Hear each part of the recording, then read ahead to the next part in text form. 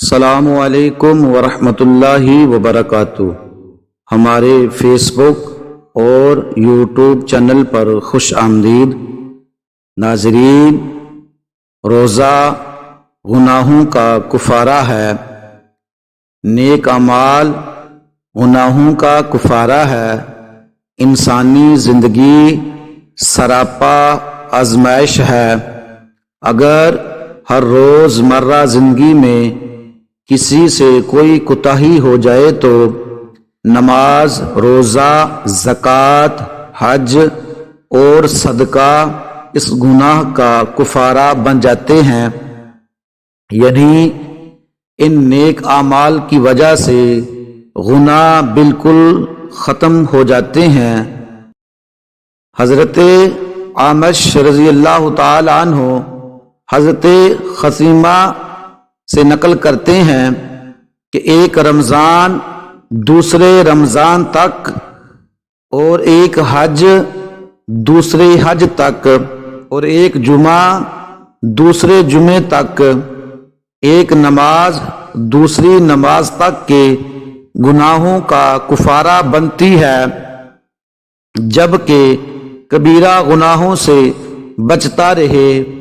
حضرت ابو سعید خدری رضی اللہ تعالی عنہ سے روایت ہے کہ رسول اللہ صلی اللہ علیہ وسلم نے فرمایا ہے کہ جس نے رمضان کا روزہ رکھا اور اس کی حدود کو پہچانا اور جس چیز سے بچنا چاہیے اس سے بچا، تو وہ جو گناہ پہلے کر چکا ہے اس کا کفارہ ہو گیا۔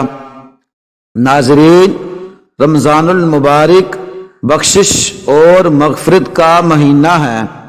اس میں اللہ تعالی اپنے بندوں پر بڑا مہربان ہو جاتا ہے، جو کہ خلوص نیت سے اپنے گناہوں کی بخشش طلب کرے، اللہ اسے معاف کر دیتا ہے۔ اس لیے اس ماہ مبارک میں کثرت سے توبہ کرنی چاہیے تاکہ اللہ تعالی معاف کر دے۔ مگر جو شخص رمضان المبارک میں بھی اپنے برے اعمال کی بنا پر خداوند تعالی کی رحمت سے محروم رہا تو یقیناً وہ بدقسمت ہے۔ اس کے متعلق رسول اکرم صلی اللہ علیہ وسلم کا ارشاد گرامی ہے۔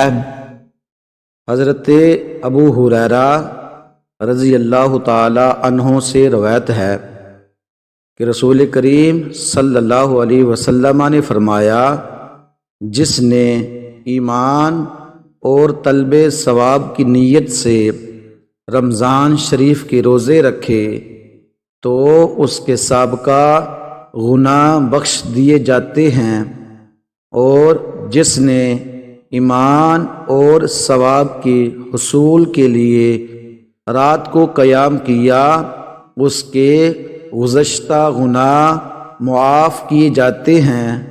اسی طرح جو ایمان اور حصول اجر کے لیے لیلۃ القدر میں قیام کرتا ہے اس کے گزشتہ گناہ معاف کر دیے جائیں گے۔ ناظرین، ہمارے اس چینل فیصل جی آفیشیل کو سبسکرائب کریں، لائک کریں، شیئر کریں اور کمنٹ میں اپنے قیمتی خیالات کا اظہار کریں۔ ہماری ویڈیو دیکھنے کا شکریہ، جزاک اللہ۔